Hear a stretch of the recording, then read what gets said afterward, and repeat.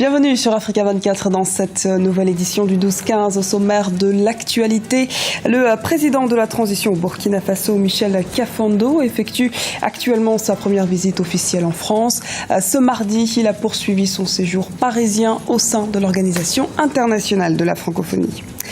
Les changements climatiques au cœur des préoccupations de la population sénégalaise. Le 31 mai dernier, une marche a été organisée afin de marquer leur intérêt pour la préservation de l'environnement.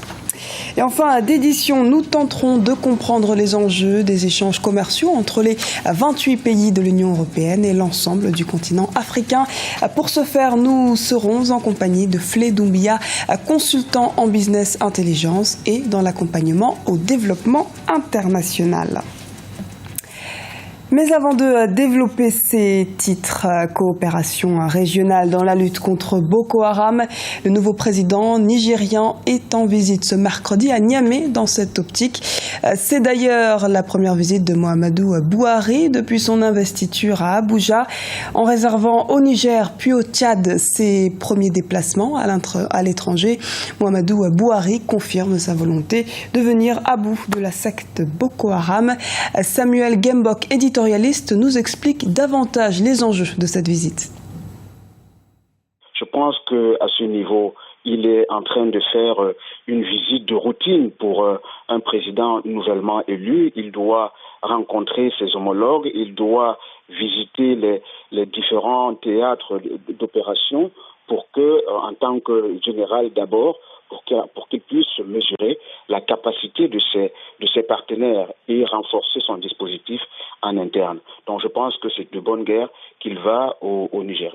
Clairement, c'est un message qu'il adresse à Boko Haram, un message qui est destiné à montrer à Boko Haram que le renforcement de cette coopération entre les différents pays attaqués par la nébuleuse va se poursuivre et va se poursuivre avec beaucoup d'intensité. Lui qui connaît très bien les enjeux et l'art de la guerre, il va très certainement apporter une touche particulière à la lutte contre Boko Haram. Et je pense que s'il prend toute la mesure et la prudence nécessaires pour commencer par une recherche de l'information à travers ses différents partenaires, il veut justement marquer un coup fatal à cette nébuleuse. Audience de Michel Kafando à l'OIF. Le président de la transition au Burkina Faso s'est rendu au siège de l'Organisation internationale de la francophonie ce mardi. Il a rencontré la secrétaire générale de l'organisation, Michaël Jean, mais aussi la diaspora burkinabé. Les précisions d'Othman Mernissi et Lizelsi Akizimana. Michel Kafando, le président de la transition du Burkina Faso, a apposé ce mardi sa signature dans le livre d'or de l'OIF, l'Organisation internationale de la francophonie. C'était après sa rencontre avec la secrétaire générale de la francophonie, Michaël Jean. L'objectif de la visite, remercier l'OIF pour avoir soutenu la transition au Burkina Faso, ainsi renforcer leur coopération. Lors de cette première visite en France, le président de la transition rencontre également ce mercredi la communauté burkinabé vivant en France. Je vais faire un peu l'économie de ce que nous avons entrepris depuis novembre 2014 et leur faire comprendre un peu les défis auxquels la transition est confrontée et naturellement demander aussi qu'ils s'expriment, qu'ils puissent nous faire partager, si vous voulez, leurs conseils, les recommandations. Des recommandations qui vont être prises en compte dans le processus électoral en cours au Burkina Faso. Le pays se prépare en effet pour les élections présidentielles et législatives prévues le 11 octobre 2015 et celles des municipales le 31 janvier 2016.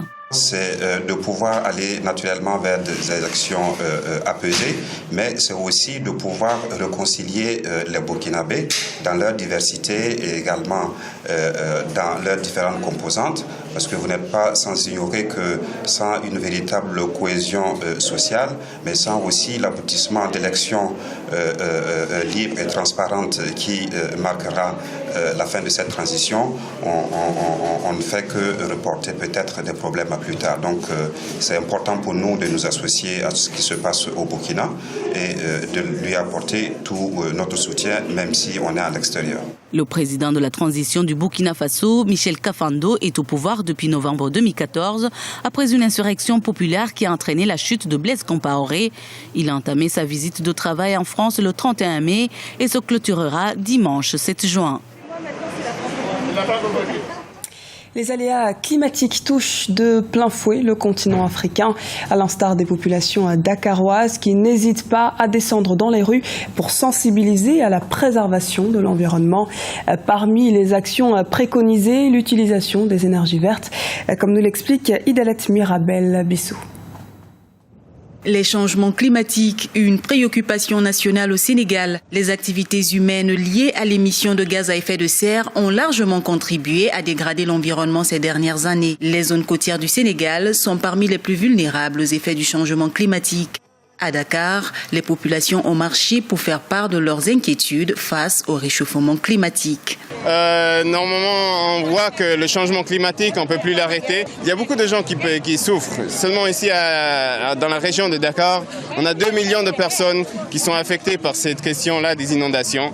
Même si notre responsabilité est limitée, nous voulons maintenir intacts nos objectifs quantitatifs et qualitatifs de croissance et de développement, tout en conservant à améliorer notre cadre de vie. Entre 2000 et 2012, les dommages et pertes économiques dus au changement climatique au Sénégal ont été chiffrés à 200 milliards de dollars par an. Le secteur privé a perdu 130 milliards de dollars, alors que l'Afrique produit moins de 4% des gaz polluants dans le monde. La consommation des énergies fossiles est devenue pour les écologistes un poison pour l'environnement. Pourtant, l'accès aux énergies vertes demande des infrastructures adaptées. Aujourd'hui, 70% de la population africaine n'a pas accès à l'énergie, alors que le potentiel énergétique est là. On a le soleil, on a le vent, on a l'hydroélectricité. Donc pour nous, il faut un mouvement en faveur des énergies renouvelables, mais également dire non aux énergies fossiles qui augmentent la pollution, qui plombent nos économies. C'était également pour dire que l'Afrique demande la justice climatique.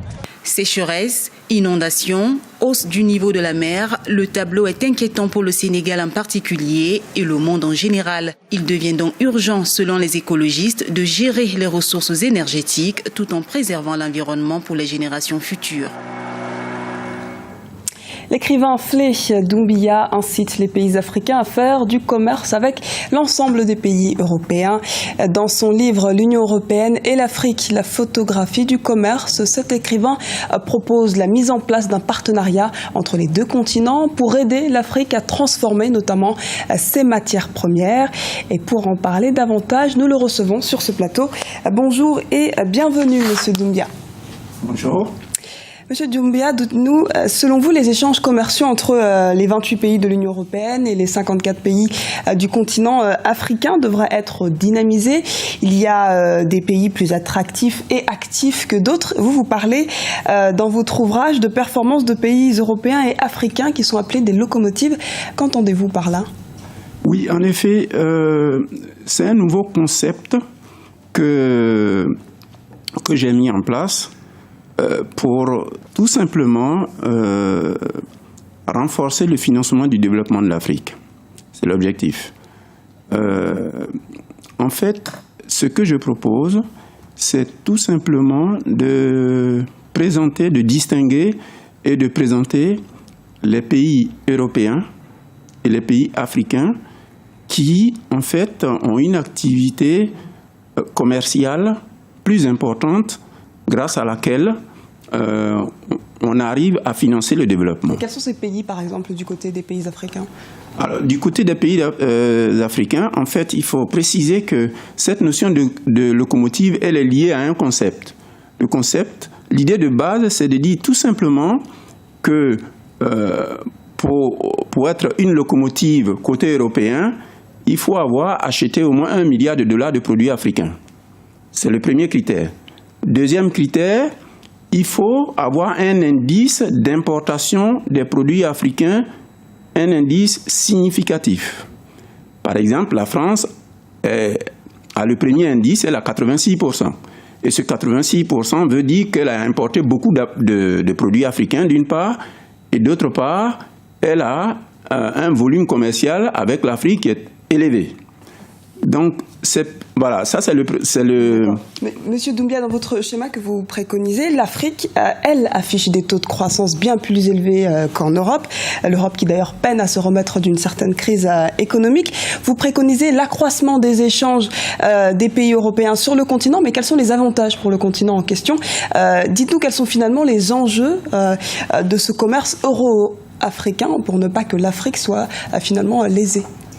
Les enjeux sont simples, c'est tout simplement accroître les moyens financiers pour développer l'Afrique. On les accroît de quelle façon? On les accroît par... Il y a en fait un schéma en 2 points. Ce que je propose, c'est d'une part mettre en place un partenariat industriel, parce que c'est ce qui manque à l'Afrique. Mais gagnant-gagnant, l'idée du gagnant-gagnant, comment il se matérialise dans ce schéma que vous proposez? Vous savez que l'Afrique a potentiellement un marché intérieur important. Et donc, le fait de mettre en place un partenariat industriel, si on arrive demain à transformer les produits africains, ça va augmenter le pouvoir d'achat des Africains. Et donc, ça va permettre aux Européens aussi d'avoir un marché pour eux, en plus du marché actuel. Donc, le gagnant-gagnant, il vient de ce fait-là, c'est-à-dire accroître les capacités du marché intérieur africain pour que ça puisse profiter à la fois à l'Europe et à l'Afrique. Merci beaucoup d'avoir répondu à nos questions à Monsieur Doumbia. Je rappelle que vous êtes donc consultant en business intelligence et dans l'accompagnement au développement international. Vous êtes également l'auteur du livre L'Union européenne et l'Afrique, la photographie du commerce, qui vient de paraître aux éditions CIDES. Merci. Ce journal a été réalisé par l'ensemble de la rédaction. Merci pour votre fidélité. Retrouvez dans un instant une nouvelle édition de l'actualité sur Africa 24.